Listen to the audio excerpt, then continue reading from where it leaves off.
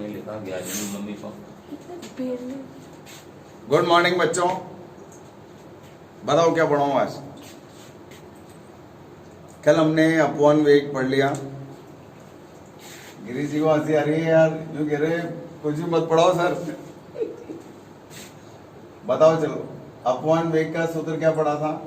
E to E by small m। और दूसरा आपने पढ़ा धारा का सूत्र, धारा बराबर नीवा। इससे हमने सारे फॉर्मूलाज इसी से कैलकुलेट किए थे, ठीक है ना। और अगर आपको ध्यान हो, I बराबर एन ई, इसका मान रखा था हमने E to E by m into a. अपवन चाल का सूत्र इसलिए बता रहा हूं थोड़ा सा वो, क्योंकि आपको प्रतिरोधकता तक पहुंचने में कुछ समय लगेगा।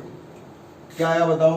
धारा I, इसको नीचे लेंगे, I अपॉन ए बराबर n e square tau by small m into E.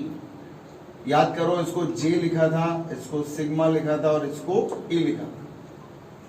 Sigma मतलब चालकता, सिग्मा बराबर n e square tau by m, और इसको लिखा था 1 रो।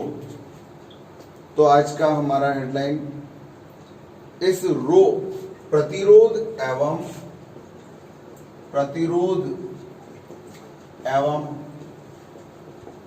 प्रतिरोधकता पर ताप का प्रभाव। प्रतिरोध एवं प्रतिरोधकता पर ताप का क्या प्रभाव पड़ता है, इसके बारे में बात करेंगे, ठीक है। प्रतिरोध और प्रतिरोधकता पर ताप का प्रभाव, और सबके लिए अलग अलग होता है।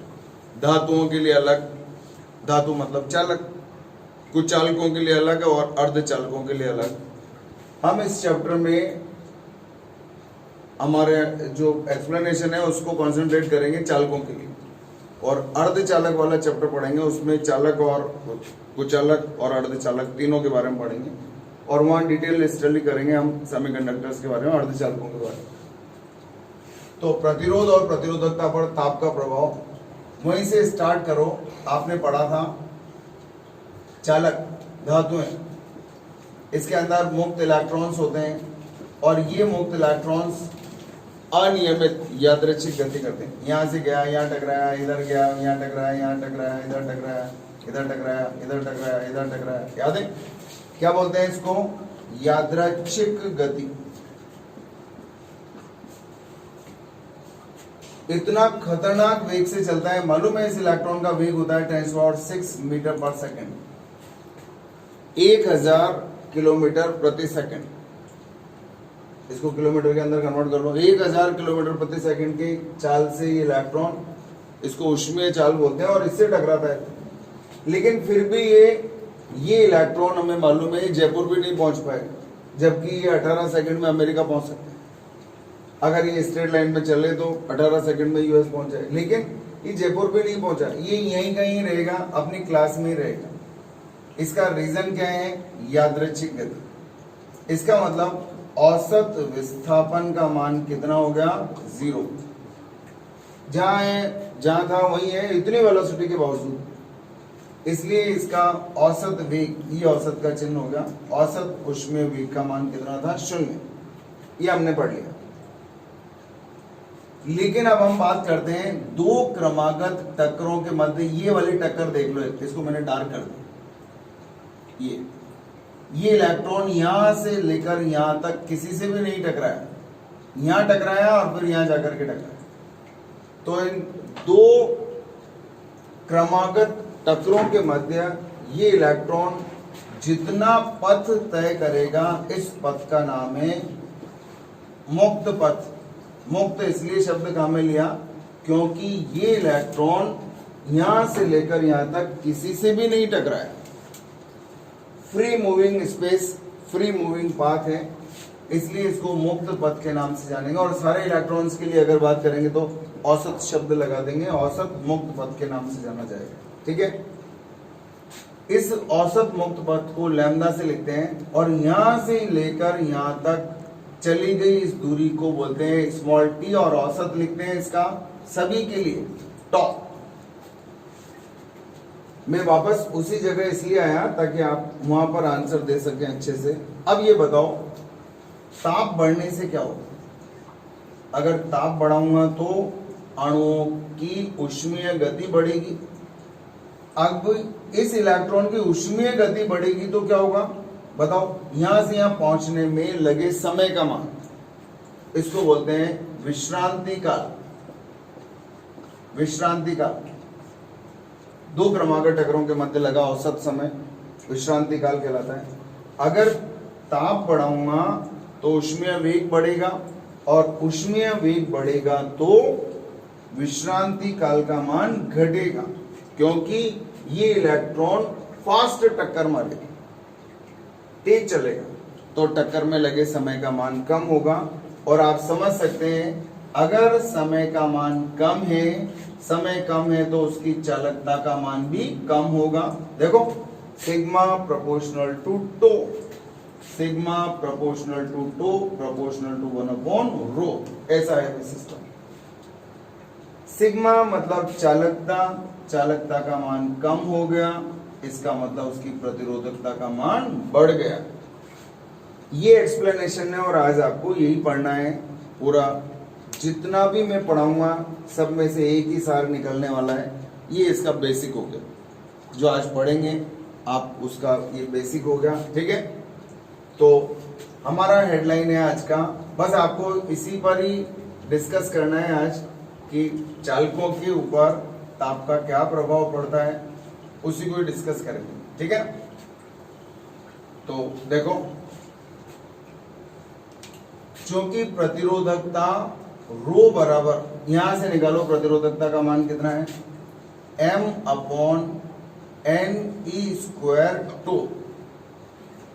क्योंकि किसी पदार्थ के लिए m n e नियत राशि है, इसका मतलब क्या हुआ, रो प्रोपोर्शनल टू 1/2। हम चालकों की बात कर रहे हैं सिर्फ, किसकी, चालकों की, चालक के बारे में बात कर रहे हैं। अब देखो रो प्रोपोर्शनल टू 1/2 से हमें क्या पता चलता है, अगर ताप बढ़ाया गया, बढ़ाओ, कौन मना करता है, अगर ताप बढ़ाएंगे तो टक्करों की आवृत्ति, आवृत्ति मतलब जहां 1 सेकंड में मान लो 10 टक्कर हो रही थी, तो अब 1 सेकंड में ज्यादा टक्कर होगी, प्रति सेकंड टक्करों की संख्या टक्करों की आवृत्ति कहलाती है। मतलब टक्करें फटाफट होंगी, उतने ही समय में ज्यादा टक्करें होंगी। अगर ताप बढ़ेगा तो गति ऊर्जा बढ़ेगी, गति ऊर्जा बढ़ेगी तो टक्करों की आवृत्ति का मान बढ़ेगा। इसका मतलब टक्करों का आवर्त काल मतलब विश्रांति काल का मान घटेगा। मतलब यहां से मैंने बताया था, यहां से लेकर यहां जो टक्कर होगी, इस टक्कर में लगा जो समय है, फास्ट टक्कर होगी, इसका मतलब समय क्या होगा, कम हो जाएगा। और आप देख सकते हैं अगर टॉ का मान घटेगा तो रो का मान बढ़ेगा। इसका मतलब रिजल्ट क्या आ गया। आप एग्जाम में कैसे लिखेंगे, जब चालकों का हम बात कर रहे हैं, किसकी, सबके ऊपर प्रभाव अलग अलग है, चालकों का ताप बढ़ाया जाता है तो इनकी ऊष्मीय गति ऊर्जा बढ़ जाने के कारण टक्करों की आवृत्ति बढ़ जाती है, अर्थात विश्रांति काल का मान घट जाता है, फलस्वरूप प्रतिरोधकता का मान बढ़ जाता है। चालकों का ताप बढ़ाया तो प्रतिरोधकता का मान भी बढ़ गया। चालकों का ताप बढ़ाने पर प्रतिरोधकता का मान बढ़ जाता है, ठीक है। चालकों का ताप बढ़ाया तो प्रतिरोधकता का मान भी बढ़ गया, कोई दिक्कत। ये है उसका निष्कर्ष, इस सूत्र से मिलने वाला निष्कर्ष। अब इसके सूत्र के लिए कंसेप्ट है, अच्छा, प्रतिरोधकता बढ़ेगी तो R बराबर रो L अपॉन ए। अगर प्रतिरोधकता बढ़ेगी तो R का मान भी बढ़ेगा। चालकों का ताप बढ़ाने पर प्रतिरोध बढ़ जाता है, क्यों? क्या जवाब दोगे? चालकों का ताप बढ़ाया तो प्रतिरोध का मान क्यों बढ़ गया? क्योंकि ताप बढ़ाने से इस इन मुक्त इलेक्ट्रॉन्स की औसत गति ऊर्जा का मान बढ़ता है, ऊष्मीय ऊर्जा बढ़ती है, टक्करों की आवृत्ति बढ़ती है, मतलब टक्करें फटाफट होती हैं, विश्रांति काल घट जाता है क्योंकि टक्करें फास्ट हो रही है, मतलब प्रतिरोधकता बढ़ जाती है, और प्रतिरोधकता बढ़ने से प्रतिरोध का मान भी बढ़ जाता है। किसका? चालकों का। अब इसका कंसेप्ट है, एक चीज और जो बच्चे 11th में नहीं पढ़ पाए होंगे या जिनको नहीं आता है, वो एक चीज ध्यान से देखो। मान लो ये x है, इसको x पढ़ते हैं, इसको कैसे पढ़ते हैं? डेल्टा x को कैसे पढ़ते हैं? x में परिवर्तन, चेंज इन x। और इसको कैसे पढ़ते हैं? जानते हो कैसे पढ़ते हैं इसको? परिवर्तन बटे प्रारंभिक मान। परिवर्तन बटे प्रारंभिक मान क्या कहलाता है? ये मूल मान है, मूल मान, प्रारंभिक मान, और ये क्या है? परिवर्तन, और इसे बोलते हैं भिन्नात्मक परिवर्तन। इसे बोलते हैं भिन्नात्मक परिवर्तन। ठीक है, देखो याद होना चाहिए। अगर इसको 100 से गुणा कर दो तो प्रतिशत परिवर्तन आ जाएगा। कोई शक? आना चाहिए। इसको क्या बोलेंगे? भिन्नात्मक परिवर्तन। ये है परिवर्तन, और ये मूल राशि है या ये प्रारंभिक मान है किसी भी भौतिक राशि का।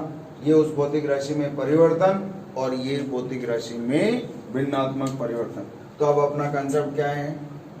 पहले तो आपको पता है, अगर ताप बढ़ेगा तो प्रतिरोध का मान भी बढ़ेगा।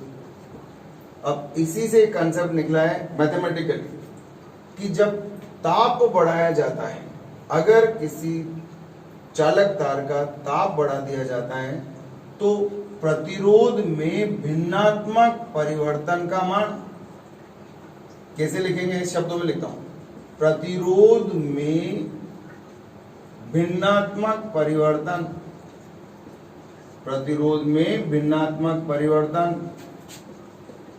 ताप में परिवर्तन के समानुपाती होता है। प्रतिरोध में भिन्नात्मक परिवर्तन ताप में परिवर्तन के समानुपाती होता है। जैसे कोई बोले ताप का मान बढ़ा दिया, तो प्रतिरोध में भिन्नात्मक वृद्धि ताप में वृद्धि के समानुपाती होती है। देखो कैसे लिखेंगे? प्रतिरोध में भिन्नात्मक परिवर्तन का मतलब delta r upon r proportional to ताप में परिवर्तन डेल्टा टी। ये प्रोपोर्शनल का चिन्ह है, अल्फा नहीं है, प्रोपोर्शनल। इसको पढ़ो, प्रतिरोध में भिन्नात्मक परिवर्तन। ऊपर क्या लिखे? प्रतिरोध में परिवर्तन, प्रारंभिक मान का भाग लग गया तो प्रतिरोध में भिन्नात्मक परिवर्तन, और ये क्या है? ताप में परिवर्तन। अगर ये वृद्धि है तो ये भी वृद्धि। क्यों? क्योंकि दोनों समानुपाती, दोनों ताप बढ़ता है तो प्रतिरोध का मान भी बढ़ता है। क्या बोलोगे बताओ? प्रतिरोध में भिन्नात्मक वृद्धि ताप में वृद्धि के समानुपाती होती है। अगर मान लो मैं इसको ऐसा लिखूं, डेल्टा आर अपॉन आर, एक मिनट के लिए थोड़ा सा जागरूक रहना। बराबर का चिन्ह लगाया तो ये हट जाएगा, और एक समानुपाती का चिन्ह आ गया, ये आ गया अल्फा। देखो ये समानुपाती का चिन्ह था, और ये अब एक गुणांक है, समानुपातिक नियतांक है, और इसी समानुपातिक नियतांक को कहते हैं प्रतिरोध तापीय गुणांक। क्या बोलेंगे इसको? प्रतिरोध तापीय गुणांक। हम इसके बारे में बात करेंगे। पहले मैं आपको न्यूमेरिकल्स के लिए सूत्र बनाना सिखा दूं। ये मूल कंसेप्ट तो हमारा यहाँ खत्म हो गया। अब इस कंसेप्ट से ही आपको सूत्र बनाने, मैं सूत्र बनाना सिखाता हूं आपको न्यूमेरिकल्स के लिए। ठीक है, हो गया ये? क्या है, इसको पढ़ना आएगा। कैसे पढ़ोगे इसको? प्रतिरोध में भिन्नात्मक परिवर्तन ताप में परिवर्तन के समानुपाती होता है। हो गया? एक बार इसका स्क्रीनशॉट ले लो, फिर मैं स्क्रीनशॉट ले लिया करो जब भी बोर्ड मिटाऊं उसके पहले पहले आप लोग स्क्रीनशॉट ले लो। उससे क्या होता है, आपको नोट्स लिखने में भी सुविधा रहती है, ताकि जब नोट्स लिखते होंगे ना आप रजिस्टर में, मैं इधर से आपको लिख करके भेजता हूं और आप लोग लिखते हैं। कुछ चीजें इसके अंदर ऐसी भी होती हैं एक्सप्लेनेशन के दौरान ही निकलती हैं, वो नोट्स में संभव नहीं है। तो देखो, अब सूत्र बनाना, न्यूमेरिकल्स के लिए आपको इनके सूत्र बनाने हैं। कैसे बनेंगे देखो, मैं बताऊं आपको। देखो, सूत्र बनाना, बनाओ साहब सूत्र। कंसेप्ट क्या कहता है आपका? कंसेप्ट ये है, डेल्टा आर अपॉन आर, प्रतिरोध में भिन्नात्मक परिवर्तन का मान बराबर अल्फा इंटू डेल्टा टी। ये आपका बेसिक कंसेप्ट है, याद रहेगा। जब किसी चालक तार का चालक तार का ताप बढ़ाया जाता है, ताप बढ़ाते हैं तो उसके प्रतिरोध में भिन्नात्मक परिवर्तन ताप में परिवर्तन के समानुपाती होता है। ये है आपका बेसिक। अब यहां से सूत्र बनाऊंगा। केस फर्स्ट, यदि T1 डिग्री सेल्सियस पर प्रतिरोध, मान लो ये देखो एक प्रतिरोध तार है, प्रतिरोध कितना है R1 और ताप कितना है T1 डिग्री सेल्सियस। हो गया? अब मैंने क्या किया, इसका ताप बढ़ा दिया, ताप बढ़ा दिया तो इसका ताप कितना हो गया T2 डिग्री सेल्सियस हो गया। अब इसका प्रतिरोध कितना हो गया R2। ताप बढ़ा दिया ना मैंने, ताप बढ़ाने पर ये ताप बढ़ा दिया। देखो मैंने इसका ताप बढ़ाया और ताप बढ़ाने से क्या हो गया, प्रतिरोध का मान भी बढ़ गया, R2 हो गया। अब आप अपना बेसिक यहां पर अप्लाई कर दो। मैंने लिख दिया, यदि ताप बढ़ाने पर प्रतिरोध R1 से R2 हो जाता है, तो R1 से R2 हो गया, तो बताओ, लगाओ। चूंकि डेल्टा R अपॉन R बराबर अल्फा इंटू डेल्टा टी, मान रख दो। परिवर्तन कितना हुआ, कैसे निकालोगे? R2 माइनस R1 अपॉन, यहां क्या लिखोगे? क्या लिखा था? मूल मान, प्रारंभिक मान। बताओ क्या लिखना चाहिए? यहां बच्चे गलती करते हैं। बच्चे क्या है, बुक में एक सूत्र लिखा है फाइनल, वही सूत्र, लेकिन सूत्र बनाना आना चाहिए आपको। बताओ क्या करना चाहिए? प्रारंभिक मान कौन सा है? R1 बराबर अल्फा इंटू डेल्टा टी निकालना है, T2 minus T1, T2 minus T1। Solve कर लो। R2 बराबर, इसको उधर ले जाओ, R1 alpha T2 minus T1। बताओ, R2 माइनस R1 है ना, तो इस R1 को भी उधर ले जाओ। R2 बराबर R1 plus R1 alpha T2 minus T1। तो बताओ ये क्या हो गया? R2 बराबर R1 1 plus alpha T2 minus, ये सूत्र बन गया भैया। नंबर 2, ये फर्स्ट हो गया। केस सेकंड देखो, इसको हटा दो अब, इनकी अब हमें जरूरत नहीं है। ये तो केवल हमारे कंसेप्ट को इनिशिएट करने के लिए जरूरी था। केस सेकंड देखो, मान लो 0 डिग्री सेंटीग्रेड ताप पर प्रतिरोध कितना है? R0। 0 डिग्री सेंटीग्रेड ताप पर प्रतिरोध कितना है? R0। अब आपने क्या किया, देखो ताप बढ़ाया, ताप बढ़ा करके कितना कर दिया, T डिग्री सेंटीग्रेड पर, T डिग्री सेंटीग्रेड ताप पर प्रतिरोध बनाओगे, RT का मान आपको ज्ञात करना है। 0 डिग्री सेंटीग्रेड पर प्रतिरोध कितना था, R0, तो T डिग्री सेंटीग्रेड पर प्रतिरोध का मान ज्ञात करना है। तो सूत्र बनेगा आराम से, हमारे पास कोई प्रॉब्लम वाली बात नहीं है, इसी से सॉल्व कर लो। क्योंकि चलो ऊपर कंसेप्ट से चलो, डेल्टा R अपॉन R बराबर अल्फा डेल्टा टी, यहीं से चलो हमेशा।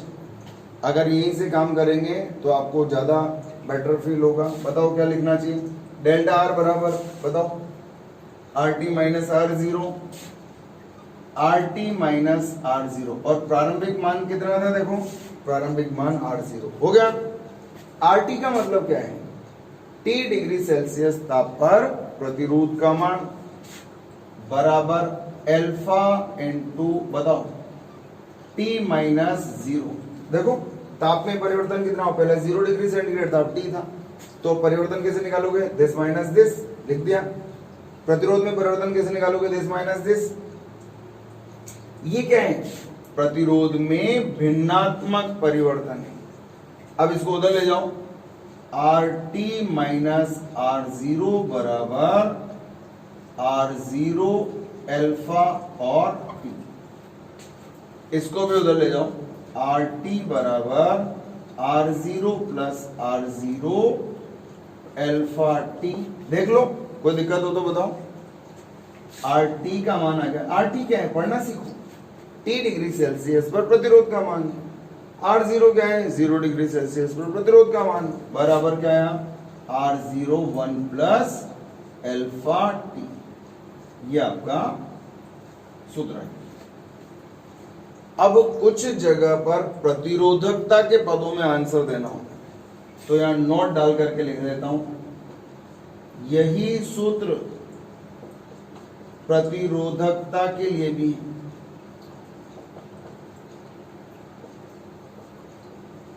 कैसे, इधर देखो, इसको लिखूंगा ρ2 बराबर ρ1 1 plus alpha T2 minus T1।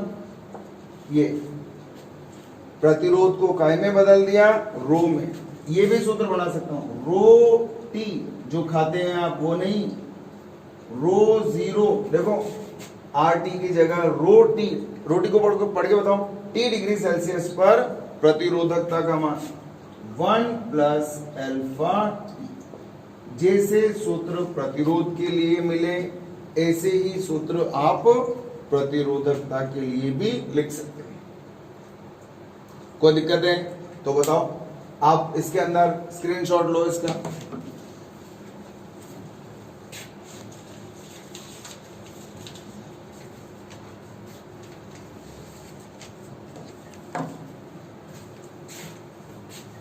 हटा दो ये,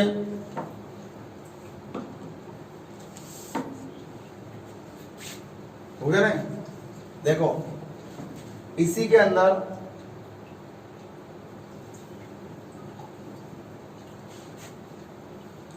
इसी कंसेप्ट से एक छोटी सी बात और देखो, ताप बढ़ाने का तो आपको पता चल गया, क्या ताप बढ़ाएंगे तो चालकों का प्रतिरोध बढ़ेगा, और घटाएंगे तो नेचुरल है, घटाएंगे तो घटेगा और बढ़ाएंगे तो बढ़ेगा। हो गया। देखो आप इसके बाद देखो अल्फा है, अब इसके अंदर अल्फा, इसको बोलते हैं प्रतिरोध तापीय गुणांक, प्रतिरोध तापीय गुणांक अल्फा। यह है प्रतिरोध तापीय गुणांक अल्फा।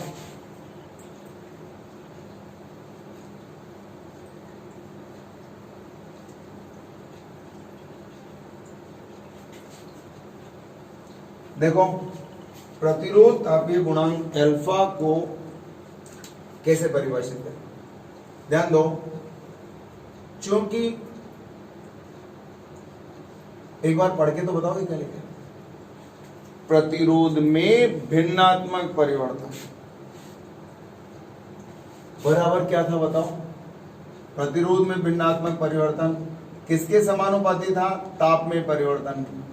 अल्फा लगा दिया था और ये आ गया डेल्टा टी। आया? इधर आया तो अल्फा बराबर क्या आएगा? बोलो, delta r upon r into delta t. ये आया भाई सूत्र। अगर पसंद नहीं आया हो तो कोई बात नहीं, आप इसको चेंज कर सकते हैं। कैसे? इसको ऐसे चेंज कर सकते हैं, देखो, अल्फा बराबर इसको R2 minus R1 upon R1 into T2 minus T1, ऐसे भी लिख सकते हैं। और अगर पसंद नहीं आया हो, पसंद नहीं आया तो ऐसे भी लिख सकते हैं, अल्फा बराबर RT minus R0 upon R0 into T2 minus T1 की जगह T। अरे तीनों सूत्र अभी भी बताए आपको मैंने, ऐसे भी लिख सकते हैं अल्फा के सूत्र। मेन तो है परिभाषा, यहां से इसकी परिभाषा लिखूंगा। देखो, ये तो हो गया सूत्र, ये हो गया अल्फा के सूत्र। अरे ये रहा ना, सिंपल सा तो है, अल्फा का मान निकालना है तो इसको नीचे लटका तो खत्म काम हो गया। आपका जो कंसेप्ट है वहां आपका टॉपिक खत्म हो गया। अब तो आपको उसको एनालाइज करना है कि उससे हम क्या क्या चीजें निकाल सकते हैं न्यूमेरिकल्स के लिए। अब यहां से हम इसकी परिभाषा भी बना देंगे। देखो कैसे परिभाषा बनेगी। यदि R बराबर 1 ओम एवं delta T equals to 1 degree Celsius हो तो ये भी एक, ये भी एक, तो अल्फा बराबर delta T। And we are discussing about only conductors, केवल चालकों के लिए। आप ये चीज किसी दूसरे के लिए अप्लाई नहीं कर सकते। जो आपने पढ़े हैं अभी, फॉर्मूलाज पढ़े हैं, ये सूत्र पढ़े हैं, ये सब केवल किसके लिए है? केवल चालकों के लिए। ठीक है, बताओ, यदि R बराबर 1 ओम और डेल्टा T बराबर 1 डिग्री सेल्सियस हो, एक और एक, बताओ अल्फा बराबर क्या आ गया? सॉरी, क्या हो गया? अल्फा बराबर डेल्टा R। ये भी एक, ये भी एक, एक एक हो गया ना, तो अल्फा बराबर क्या आ गया? डेल्टा। अब इसको शब्दों में लिखिए। यदि 1 ओम प्रतिरोध वाले चालक तार का ताप 1 डिग्री सेंटीग्रेड बढ़ा दें, प्रतिरोध कितना था उसका? 1 ओम, और उसका ताप कितना बढ़ा दिया? 1 डिग्री सेल्सियस बढ़ा दें, तो प्रतिरोध में वृद्धि, प्रतिरोध में वृद्धि, बताओ, ये भी एक है, ये भी एक है, बताओ यार, प्रतिरोध में वृद्धि का मान, वृद्धि का मान प्रतिरोध तापीय गुणांक के बराबर होता है। अच्छा एक चीज देखो, मान लो ऐसे डिफाइन नहीं करना आपको, इधर देखो, एक और परिभाषा देखो, डेल्टा आर अपॉन आर क्या है जानते हो ना? बराबर अल्फा इंटू डेल्टा टी। से यदि डेल्टा टी बराबर 1 डिग्री सेल्सियस हो तो बताओ अल्फा बराबर, ये आएगा नहीं आएगा? बड़ी खूबसूरत परिभाषा, कम लिखना पड़ेगा, सटीक जवाब आएगा। देखो ये कंसेप्ट है आपका, आपने जो पिछले अभी सूत्र निकाले वो इसी से निकाले। भिन्न प्रतिरोध में भिन्नात्मक परिवर्तन ताप में वृद्धि के समानुपाती होता है। प्रतिरोध में भिन्नात्मक परिवर्तन प्रोपोर्शनल टू डेल्टा टी पढ़ा है, उसी से देखो कितनी बढ़िया खूबसूरत परिभाषा आ रही है। इसका मान अगर 1 हो तो अल्फा बराबर यह है। अब इसको शब्दों में लिखना है, चालक का ताप 1 डिग्री सेंटीग्रेड बढ़ाने पर, बढ़ा दिया साहब, चालक का ताप कितना बढ़ाया? 1 डिग्री सेंटीग्रेड बढ़ाने पर प्रतिरोध में, ये क्या है? प्रतिरोध में ये क्या है? भिन्नात्मक वृद्धि, प्रतिरोध में भिन्नात्मक वृद्धि, प्रतिरोध तापीय गुणांक अल्फा के बराबर होते हैं। मैं आपको जो नोट्स भेजता हूं उनमें सब ये चीजें लिखी हुई होती है, लेकिन स्क्रीनशॉट लेने से आपके पास मेरे भेजने से पहले नोट्स आ जाएंगे। मैं सारी चीजें लिख देता हूं इसलिए यहाँ। अच्छा बताओ, अल्फा का मात्रक, अल्फा का ऐसा ही मात्रक लिखना है। अब एक चीज का यहाँ पर ध्यान रखना पड़ेगा, बहुत ध्यान रखना पड़ेगा, बहुत ध्यान रखना पड़ेगा। ऐसा ही मात्रक लिखना है तो ऐसा ही मात्रक ताप का, ऐसा ही मात्रक केल्विन है, लेकिन आपने यहाँ पर क्या काम में लिया है, न्यूमेरिकल्स में डिग्री सेल्सियस। तो अगर अल्फा का केवल मात्रक लिखना, अल्फा का केवल ऐसे लिखा आ जाए, अल्फा का मात्रक लिखो तो देखो इधर अल्फा बराबर delta r upon r into delta t से। बताओ इसका मात्रक, ऊपर भी प्रतिरोध है ओम, इसका भी ओम, और इसका डिग्री सेल्सियस कट गया, क्या आ गया बताओ, डिग्री सेल्सियस इनवर्स या प्रति डिग्री सेल्सियस पढ़ते हैं ना इसको, -1 पावर को क्या बोलते हैं, प्रति डिग्री सेल्सियस। अगर अल्फा का मात्रक पूछे, लेकिन थोड़ा ध्यान देना भी, आपको न्यूमेरिकल्स में यही मात्रक मिलेगा बुक में सब जगह, बट दिस इज नॉट ऐसा यूनिट। अगर अल्फा का ऐसा ही मात्रक पूछा जाए तो आपको ध्यान देना है, ये ओम है, ये ओम है, कट गया, ओम से ओम कट गया ना, लेकिन ये जो होता है वो क्या होता है, केल्विन। तो ये आ गया 1 अपॉन केल्विन या केल्विन इनवर्स या प्रति केल्विन। हालांकि ऐसे लिखते नहीं है, सब जगह डिग्री सेल्सियस का इस्तेमाल करते हैं, ठीक है, सब जगह। अच्छा अल्फा की विमा लिखनी हो तो अल्फा की विमा यही आएगी K-1, या कई जगह पर θ-1, क्योंकि ताप को थीटा से भी लिखते हैं और ताप को केल्विन K से भी लिखते हैं। तो अल्फा का मात्रक, अल्फा की दो परिभाषाएं हैं, दो हैं। अल्फा का केवल मात्रक लिखना हो तो यही यूज किया जाता है, प्रति degree Celsius 1 upon degree Celsius. लेकिन अगर मान लो वो एग्जामिनर पीछे पड़ जाए, नहीं मेरे को तो वो लिख के बताओ, ऐसा ही मात्रक लिख के बताओ, हम यूज नहीं करेंगे न्यूमेरिकल्स में। आप लोग देखेंगे कि ये प्रति डिग्री सेल्सियस इसी का ही यूज किया गया है, ठीक है ना। तो आपको ध्यान रखना है, केवल मात्रक पूछे तो आपने वही लिखो ना जो अपन न्यूमेरिकल्स में काम में ले रहे हैं। लेकिन अगर ऐसा ही मात्रक पूछा जाए तो आपको ध्यान देना है, ऐसा ही मात्रक केल्विन होता है, ठीक है। स्क्रीनशॉट ले लो एक बार, हो गया। अब देखो, हटा दो ये सब। प्रतिरोध तापीय गुणांक अल्फा के मायने अलग अलग है सब। प्रतिरोध देखो,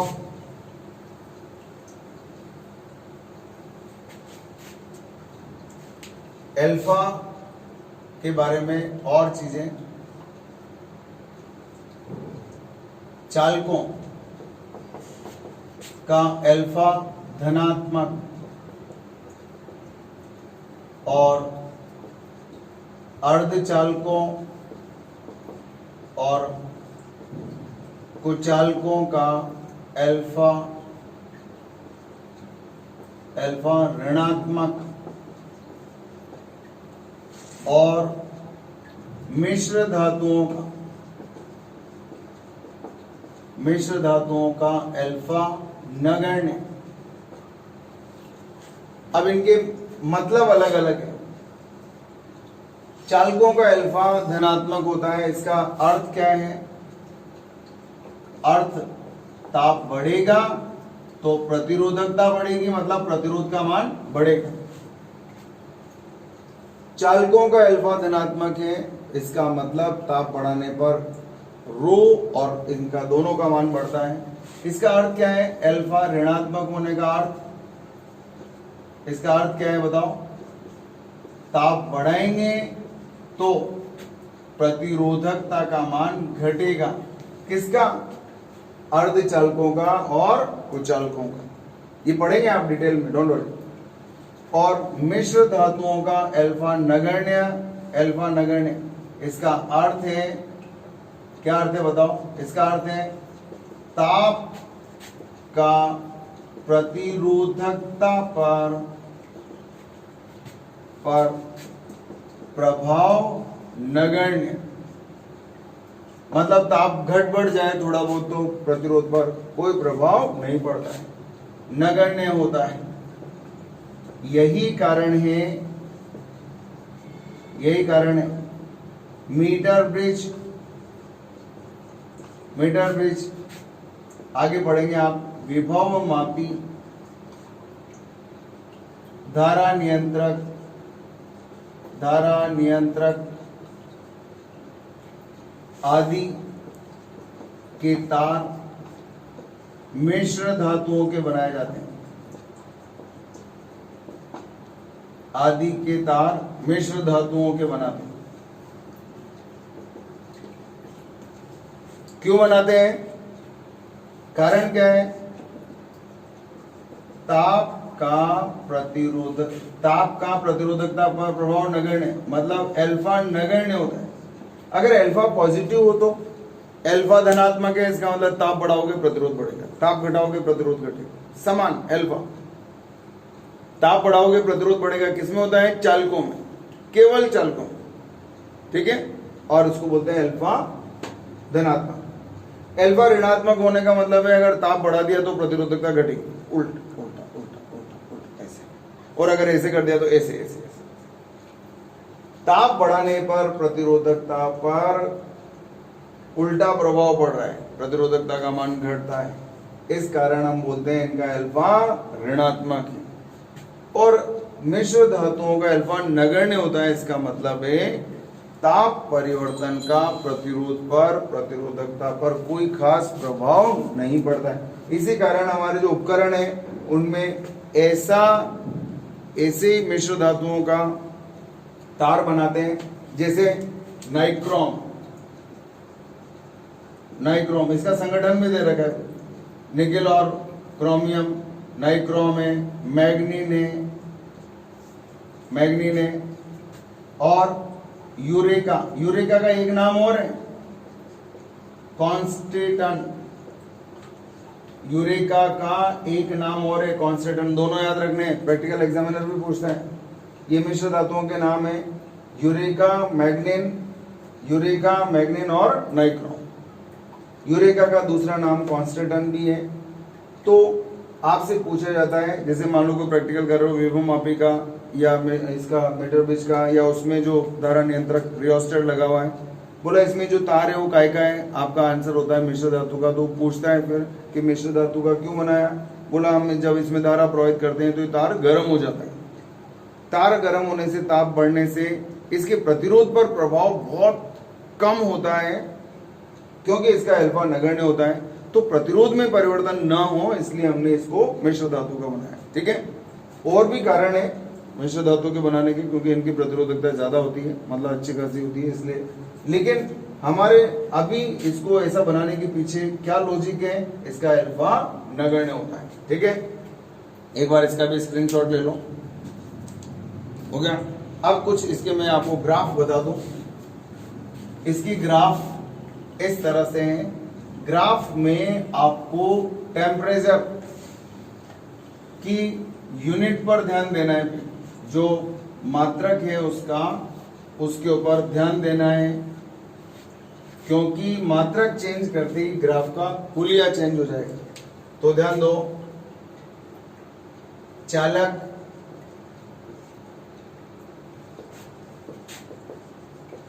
कुचालक या अर्धचालक और मिश्र धातु, मिश्र धातु अल्फा पॉजिटिव होता है अल्फा नेगेटिव होता है और अल्फा नगण्य होता है। ठीक है, इसका ताप, इसका सूत्र पढ़ाया अपन ने, क्या? डेल्टा रो अपॉन रो बराबर अल्फा इंटू डेल्टा टी, सूत्र पढ़ाया ना। अरे प्रतिरोध के रूप में लिखो या प्रतिरोधकता के रूप में लिखो, एक ही बात। इसका सूत्र होता है रो बराबर, या इसका एक और सूत्र बताऊं मैं आपको,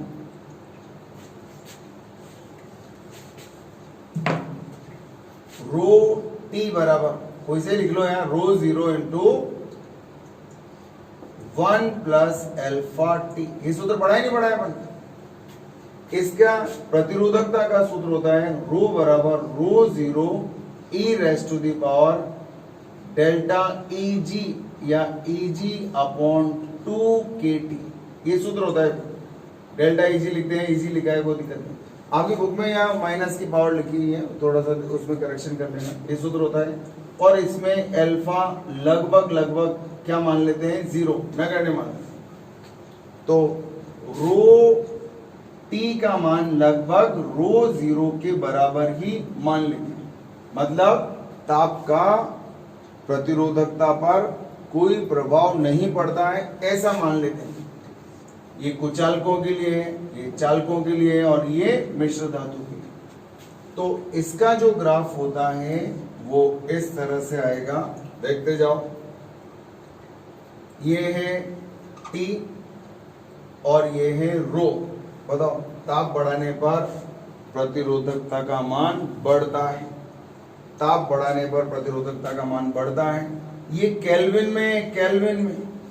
अब 0 केल्विन ताप तो संभव ही नहीं है, याद रहेगा, 0 केल्विन ताप संभव नहीं है। तो हम यहां से इसको स्टार्ट करते हुए बताएंगे कि ताप बढ़ेगा तो प्रतिरोधकता का मान भी बढ़ेगा। बात समझ में आई? कोई दिक्कत है किसी को? समझ में आएगी? यहां से शुरू करेंगे आप इस ग्राफ को, क्योंकि 0 केल्विन ताप संभव नहीं होता है। इसका जो ग्राफ होता है, इससे क्या पता चलता है? ताप बढ़ाने पर प्रतिरोधकता का मान बढ़ता है, बस सिंपल सा काम। इससे क्या पता चलता है? देखो, टी और रो के बीच में ग्राफ, जब देखो जब ताप बढ़ाया जाता है तो प्रतिरोधकता का मान इस तरह से चरघातांक के रूप में घटता है। ये चरघातांकी वक्र है, घटेगा इसलिए देखो, ताप बढ़ाऊंगा तो क्या होगा? इस पूरी राशि का मान घटेगा और इस राशि का मान घटेगा, तो रो का मान भी घटता जाएगा। ठीक है, आपकी बुक में माइनस का चिन्ह है, उसको हटा लेना, प्लस का कर लेना उसको। और इधर देखो, इधर तो हमें मालूम है टी और रो में अगर ग्राफ आएगा तो यहां से इधर की तरफ लगभग ऐसा बनाने के बजाय ऐसा बना सकते, ऐसा ग्राफ आएगा। लगभग नियत रहता है, ऐसे ही बनाओ आपने तो क्या काम, इस तरह से। तो ऐसा ग्राफ बनेगा मिश्र धातुओं के लिए। ठीक है, ये सरल रेखा है, ये चरघातांकी है और ये नियत वक्र। इसका मतलब है प्रतिरोधकता के मान पर मिश्र धातु की प्रतिरोधकता पर ताप का नगण्य प्रभाव पड़ता है। और आप बोलो लगभग नगण्य प्रभाव पड़ता है, कोई प्रभाव नहीं पड़ता, ऐसे ही बोल सकते। ताप बढ़ाने पर कुचालकों और अर्धचालकों की प्रतिरोधकता चरघातांकी रूप से घटती है, चरघातांकी। ये बाकी हम कहां पढ़ेंगे? लास्ट अपने सेमीकंडक्टर डिवाइसेस के अंदर पढ़ेंगे। चरघातांकी वक्र बोलते हैं इसको, याद रहेगा। तो ये बातें बंधुओं, एक बार इसका भी स्क्रीनशॉट ले लो। सारे क्वेश्चंस आ चुके हैं इसके अंदर, सारे क्वेश्चंस आ चुके हैं जो संभव है। और देखो एक और चीज है इसके अंदर, अब उल्टा ताप घटाऊंगा तो क्या होगा? अगर ताप कम होगा तो प्रतिरोधकता का मान भी कम होगा। एक ताप ऐसा आएगा, कैसा आएगा? ये जो ताप है इसको बोलते हैं हम क्रांतिक ताप। इसको क्या बोलेंगे? क्रांतिक ताप। और इस बिंदु पर रो बराबर क्या हो गया है? 0। इसको क्या बोलेंगे? क्रांतिक ताप बोलेंगे। रो बराबर क्या हो गया? 0। इसका मतलब प्रतिरोधकता शून्य होगी, प्रतिरोधकता शून्य। इसका मतलब वो पदार्थ क्या बन गया, इसकी चालकता सिग्मा बराबर 1/ρ बराबर 1/0 बराबर क्या हो गया, अनंत। चालकता अनंत होगी, चालकता अनंत होगी। अब इस पदार्थ को हम क्या बोलेंगे, अति चालक। क्या बोलोगे इसको, सुपर कंडक्टर बोलेंगे, अति चालक बोलेंगे। ताप घटाने पर प्रतिरोधकता का मान घटता है और एक विशेष ताप पर प्रतिरोधकता का मान घटकर शून्य, चालकता का मान अनंत, इसलिए इसको अति चालक के नाम से जाना जाता है। और एक चीज और पढ़ेंगे आप नेक्स्ट चैप्टर के अंदर कि इनकी आपेक्षिक चुंबकशीलता का मान शून्य हो जाता है। नेक्स्ट चुंबकत्व वाले में पढ़ेंगे, आपेक्षिक चुंबकशीलता का मान शून्य, चुंबकीय क्षेत्र की तीव्रता का मान शून्य, और साई चुंबकीय प्रवृत्ति का मान -1 हो जाता है। और इसका मतलब है पूर्ण चुंबकत्व का गुण प्रदर्शित करता है और इसे ही बोलते हैं मेसनर प्रभाव। ये आप उसके अंदर पढ़ेंगे, चुंबकत्व वाले चैप्टर के अंदर आएगा।